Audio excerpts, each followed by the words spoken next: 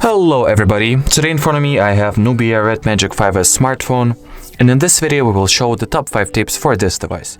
So let's go ahead and start. The first tip is the fact that you can set both the fingerprint and or your face as the unlock methods on this phone. In order to enable the fingerprint method, unlock method, or the face recognition unlock method, you gotta open up the settings, look for the password, fingerprint and face detection category.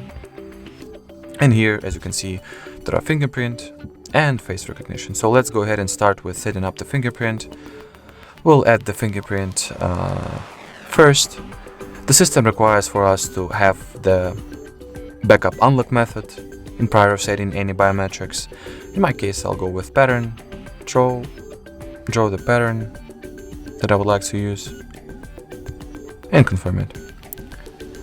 Next, we can just go ahead and start enrolling our fingerprint. As you can see, the sensor is located on the bottom part of our display right here. So you just gotta lay and lift the fingerprint until the full surface and entire surface of it will be successfully scanned. Make sure that each time you lay your fingerprint, you are slightly changing the angle or the positioning of your finger in order for the sensor to entirely and in the smallest details to scan the finger.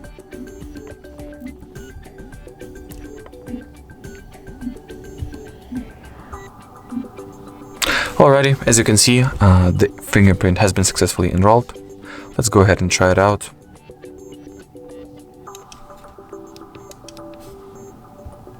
Alrighty, great success.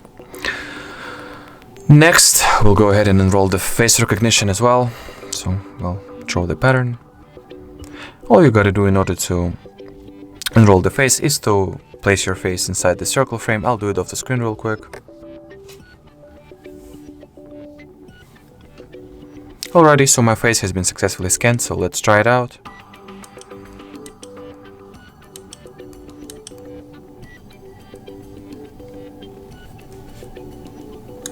As you can see, the phone is being successfully unlocked each time I align my face with the selfie camera. That means that the face is being successfully scanned and recognized. The next tip is the fact that you can go ahead and configure the screen refresh rate on this device. In order to access this opportunity, you gotta go to the display category of settings. Here, look for the show screen refresh rate section.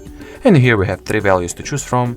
We can either go with 60 Hz, 90 Hz, or 144 Hz. So the higher screen refresh rate you choose, the better and smoother animations and overall visual experience you'll get. And if you'll go with lower values of it, you'll get the better and longer battery life. And here there is also this small switch that allows us to choose whether we want the current screen refresh rate to be visible on the left part of the status bar. The next tip that we would like to share with you guys is called the cooling fan. It allows you basically to manually enable the additional fan, so you will prevent the cooling system of your device from overheating. For example, if you're playing some very heavy game or just using the capabilities of your phone to their possible maximum, you will want to go ahead and enable this fan.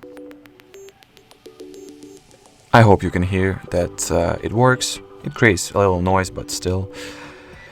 So, as I've just showed, you gotta go to the settings, look for the cooling fan section, and in order to enable it, just activate the switch. There is intelligent adjustment that we can choose. So while chosen, the fan is intelligently adjusted according to the temperature for the CPU. Or you can go with a fast cooling, which will maximize the fan speed always, no matter how heated is the CPU. So it will not automatically adjust it, but obviously. There are also some auto opening conditions. For example, automatically starts when the game space is entered, or auto start when fast charging. Next tip that I would like to share with you guys is the fact that you can enable, should I say activate, the always on display on this device. So open up the settings, here locate the always on display category, enter it, and here you can choose what will be the what will the design of the AOD on your smartphone look like? As we all know, the always on display is the feature that allows you to display some crucial and important information even once your phone is fully locked and your screen is entirely off. So we are provided with some of the preset local resources, always on displays that we can choose from. For example, this one. Apply. Okay. And as you will see right now, the AOD appears successfully. Or we can just go ahead and create the custom layout for the AOD by tapping on this custom button. As you can see, there are a few types for the AOD to be created. For example, we can set our own video, our own GIF file, our own image, or our own text. So we can type in something, change the text color, change its style, save. Here we are able to choose what information will be displayed exactly. For example, the time, date, and the day of the week, and as you can see, the battery state. And change the location where this information is going to be displayed, either at the top or at the bottom. And if we will go ahead and disable our phone, we'll see that our custom design has been successfully applied.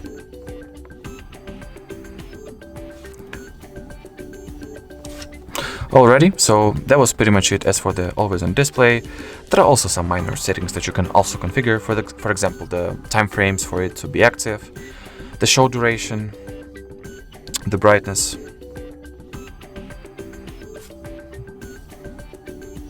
the pick up your phone to show feature, lower power off, and desktop shortcut. And the final tip we wanted to share with you guys is the fact that you can change the navigation type from buttons, digital buttons, to gestures and vice versa. In order to do that, you gotta open up the settings. Here, look for the navigations and gestures category. So let me locate it myself. Alrighty, it is particularly called navigation button and gestures. Here at the very top you have a section that is called navigation method, and we can choose from basically two values. So right now the navigation bar is chosen, which basically stands for these 3 digital buttons. We can choose the layouts for these buttons, as you can see, their style, choose what the press and hold scenario will do with the home button. Right now it is set so the Google Assistant will be called. For example, we can enter the one-handed mode and choose other scenarios that are presented here at this very list.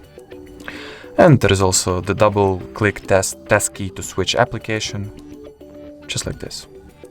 So you can either activate this function or deactivate. Or we can go with the full screen gestures, which will replace these 3 digital buttons with this bar, which allows us to navigate through our phone with gestures. So in order to open up the recents menu, just hold and drag it upwards, or just simply drag it upwards. In order to get back to the home screen, as you could already see, you gotta just swiftly swipe upwards, and in order to get back to the previous page, all you gotta do is to swipe right. Alrighty, so that was it for this video. If you found it helpful, don't forget to leave a like and subscribe to our channel. Bye bye!